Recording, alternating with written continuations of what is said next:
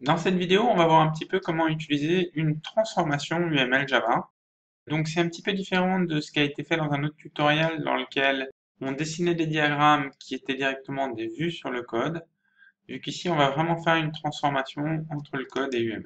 Alors j'ai fait un petit projet ici dans lequel on a un package conception. Dedans j'ai créé un package interface avec deux interfaces qu'on a définies, donc une database sur laquelle on peut se connecter, envoyer une query avec une string et obtenir un résultat. Et le résultat en lui-même, c'est un genre d'itérateur, hein, c'est une forme de design pattern itérateur. Et maintenant, je me dis que j'aimerais bien réaliser ces interfaces avec un adapteur qui va connecter sur JDBC. J'ai deux classes à vocation de réaliser les interfaces eDatabase et eResult. Donc là, je tire les deux interfaces et on va déclarer que ces deux classes réalisent les interfaces qui ont été définies. Plutôt que de compléter ça en faisant de la modélisation, j'ai plutôt envie de passer directement au code.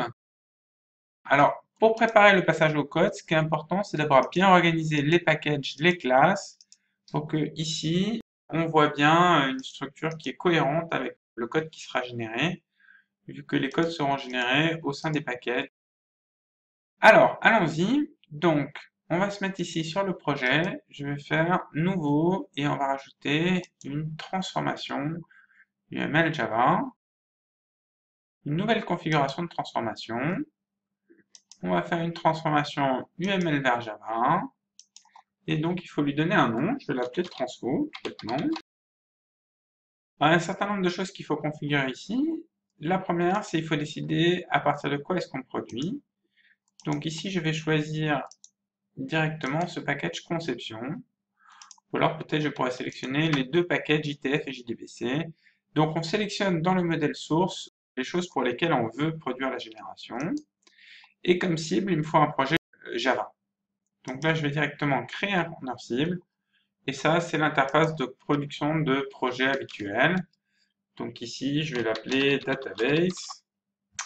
Et ça va être un projet Java par défaut. Donc maintenant, j'ai une cible. Vous voyez, un projet Java, ici une source, un ou plusieurs packages d'un modèle UML. Je vais pouvoir faire terminer. Et voici l'interface principale de cette transformation. Alors, ce qu'il faut comprendre, c'est que la transformation ici, c'est un fichier qui habite dans l'espace. Pourquoi? Eh bien, pour qu'on puisse relancer la même transformation plusieurs fois quand on est en cours de développement. Donc ici, dans les onglets de configuration de la transfo, on va trouver un certain nombre de choses. Déjà, la source et la cible dans lesquelles je peux modifier mes sources et cibles si finalement je me suis un petit peu trompé. Donc ici, sur la page d'accueil de la transformation, je vais avoir un bouton exécuter. Donc je vais cliquer dessus. On me demande de sauvegarder, je lance. Et voilà, on a lancé et on a produit quelque chose. Donc maintenant, on va trouver ici deux packages qui portent les noms qu'ils avaient dans le modèle. Donc là, je peux retrouver mes classes, avec ici, comme j'avais bien fait mes signatures au niveau de l'UML, j'obtiens du code Java qui est correct et qui compile. Et puis, on voit que pour les implémentations, il a ajouté tout seul les opérations dans ces deux classes, ce qui est cohérent avec la notion qu'ils implémentent l'interface en question. Alors, si je reviens sur ma transformation, on va pouvoir exécuter la transformation inverse, synchroniser, et on va pouvoir exécuter la transformation inverse, T. Et donc là, il me dit un petit peu les opérations qu'il va faire. Donc là, c'est la vue structurelle, un petit peu comme dans les modifications de modèle sur le SVN. Et on voit qu'en particulier, il a ajouté les opérations à mes deux classes de réalisation. Donc je vais valider, OK.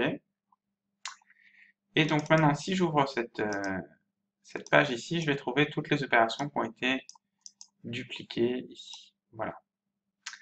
Alors, ce modèle reste un modèle UML pur, c'est pas des classes Java, je peux pas cliquer sur une opération et voir le lien sur le code, mais ça permet d'initialiser, disons, votre projet de programmation. Et donc, comme vous avez vu, avec le mode synchronisé au niveau de la transfo, on va pouvoir exécuter dans un sens ou dans l'autre la transformation.